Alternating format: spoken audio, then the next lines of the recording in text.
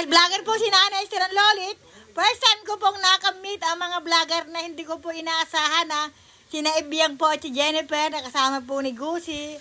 Ayan po sila, hindi ko po talaga akalain na mamimit ko. Ang mga vlogger na ito, tingnan nyo naman po talaga at ang mga vlogger po talaga kahit saan makarating, ay may kanya-kanya pong cellphone, kanya-kanya pong mga video-video, kanya-kanya pong kuha, kaya alam niyo po bang si Nanay Esteron is higop ka ng tumanda at saka po nakaranas ng mga ganitong pagbablog. Si Ibiang na, paborito ko po yung panuuri na kasama po ni Jennifer na kay Gusi na lagi ko pong pinapanood na minsan po dyan ako kumukuha ng idea. Buti na lamang nakilala ko si Annalie at saka si Uling Girl.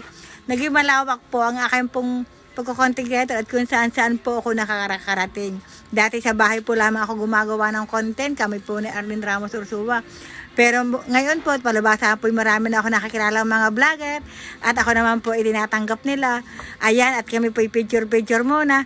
Ay ako po natutuwa talaga na bago po siguro ako tumanda, ay marami pa akong higit pa sa na makikilala na mga content creator dito sa social media.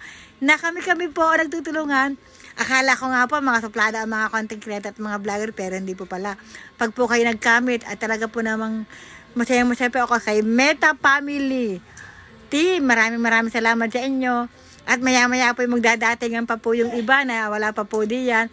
Dahil dito po sila magtatakpuan. Isinama po naman ako ni Annalie at ni Ulinger. Ayan si Ibiang at ayan po si Kulot na napapanood ko din. At nandyan po din si Mamsi. Ayan po si Mamsi na napapanood ko po din.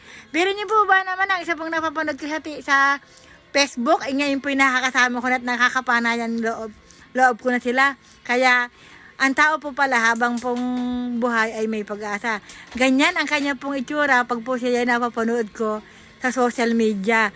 At naandyan po din ang isa pong, minsan po ay nag-text sa akin na siya pura ay bibili na isda. Pagkabait po pala ng taong yan, ng lalaking ayan, na nahak daw ang kanyang account. Ayan, pagkabait po pala na yan, hindi ko po akalain na kanyayapos po yan sa akin. At ito po, tingnan nyo naman po kami mga vlogger. Kanya-kanya pong kuha at kanya-kanya pong video.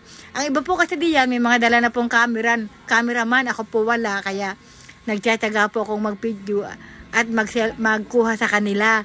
Dahil wala pong kumukuha sa akin at wala po akong dalang cameraman, sila po ay meron na. Sana naman po lagi nyo pong tangkilikin si Nanay Esteron sa mundong aming ginagalawan dito po sa social media. Marami pong salamat sa mga tao pong tumangkilik sa akin. Shout out to Nanay Esteron Lolit from Mega Family! Mula sa puso ni Nanay Esteron.